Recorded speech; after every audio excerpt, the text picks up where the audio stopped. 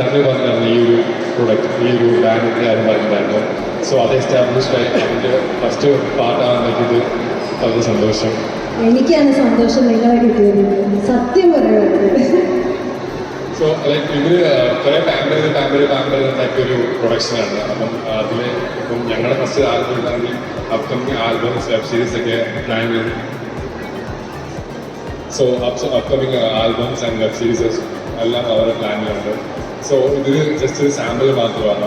അപ്പം ഞങ്ങളെ വെച്ചുള്ള മുമ്പോട്ടുള്ള കുറേ ആൾക്കാരെ വെച്ച് ഈ മാക്സിമം ചെയ്യും അല്ലേ.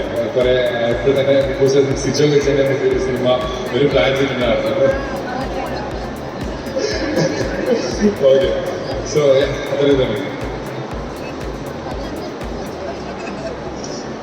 ആ മക്കളെ മക്കളെ ഹലോ മക്കളെ, എല്ലാവരും സുഖമാണെന്ന് വിചാരിക്കുന്നു.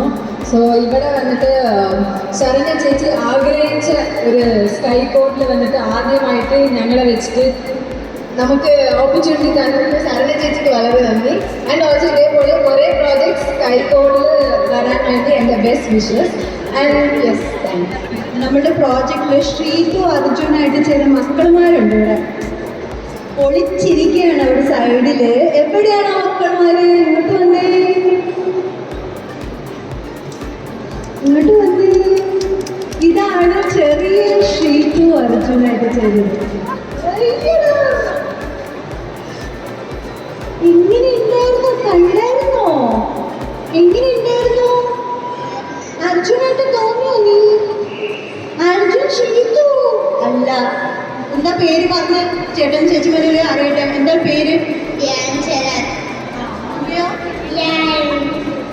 ഈ രണ്ട് മക്കളുമാരാണ്. 4 മണിക്ക് രാവിലെ ഷൂട്ടിംഗ് ആയിരുന്നു. അപ്പോൾ അവർ ഒരു പ്രോബ്ലം ഇല്ലാതെ വന്ന് മേക്കപ്പ് ചെയ്തിട്ട് ആ വന്ന ഷൂട്ട് അർജുൻ ശ്രീതുമായിട്ട് അവർ ചെയ്തു. സോ ഈ പിള്ളേർക്ക് വേണ്ടി ഒരു ക്ലാപ്പ് ഉണ്ടായിരുന്നു. സോ ഞാൻ ഭയങ്കര താങ്ക്ഫുള്ളാണ്. ഒരു കോളേ വിളിച്ചുള്ളൂ എനിക്ക് ശ്രീതു അർജുൻ ഇങ്ങനെ ഒരു പ്രോജക്റ്റ് ഉണ്ട്. പ്രിയതമ എന്ന് പറഞ്ഞ സോങ് എന്ന് പറയുന്നത് തന്നെ ഞങ്ങൾക്ക് പ്യുവർ സോൾ, കാതൽ, ലവ് അങ്ങനത്തെ ഒരു പ്യൂരിറ്റി ഉള്ളൊരു സംഭവമായിരുന്നു ഞങ്ങൾക്ക്. അപ്പോൾ പ്യുവർ സോൾ ഒരു രാധാകൃഷ്ണ അങ്ങനത്തെ ഒരു അവരൊരു തമാശ അല്ലെങ്കിൽ അവരൊരു കളി ജനറേഷൻ ബൈ ജനറേഷൻ നമ്മൾ ഓർത്തിരിക്കുന്നതാണ്. സോ അങ്ങനെ ഇരിക്കുമ്പോഴാണ്, കണ്ണടച്ചിരിക്കുമ്പോഴാണ് മനുഷ്യട്ടന്